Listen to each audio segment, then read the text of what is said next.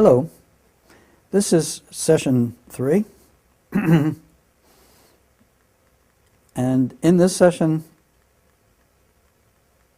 I'd like to talk to you about a rather unusual subject. I'd like to talk to you about a fictional character named Walter Mitty. One of America's beloved short story writers was James Thurber.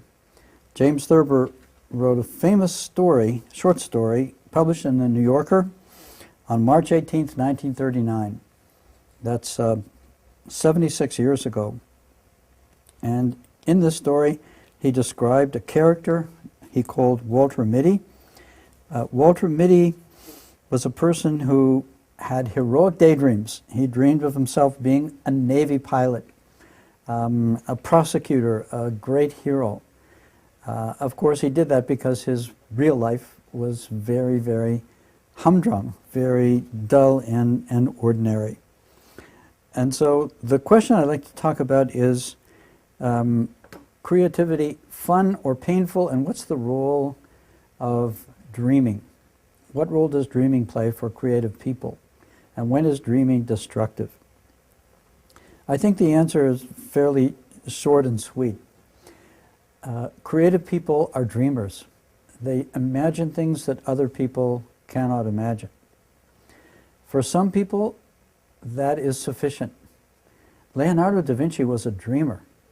He dreamed of incredible things. He dreamed of an airplane and a submarine and a tank and a helicopter, and he drew those things. He was a dreamer, but very few of his dreams actually happened. He really didn't want many of them to happen because many of them were instruments of war and he didn't like killing people.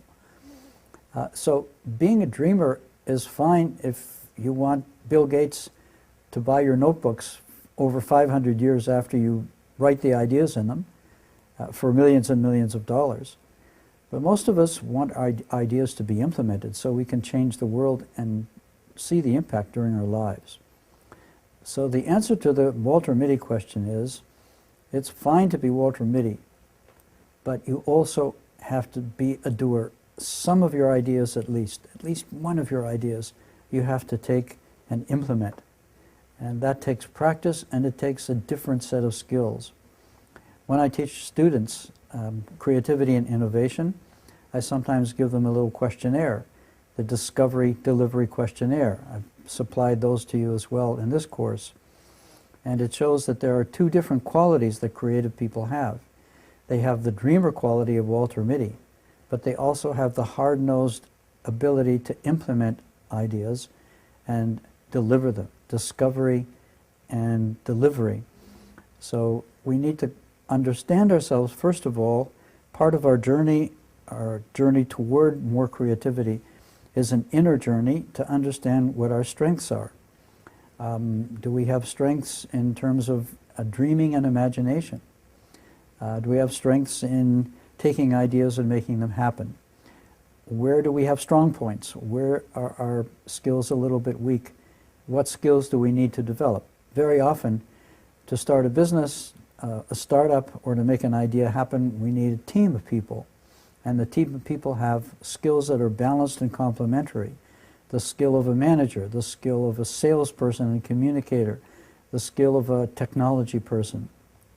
So this requires self-awareness. What am I good at? What do I love doing? What do I need to improve at?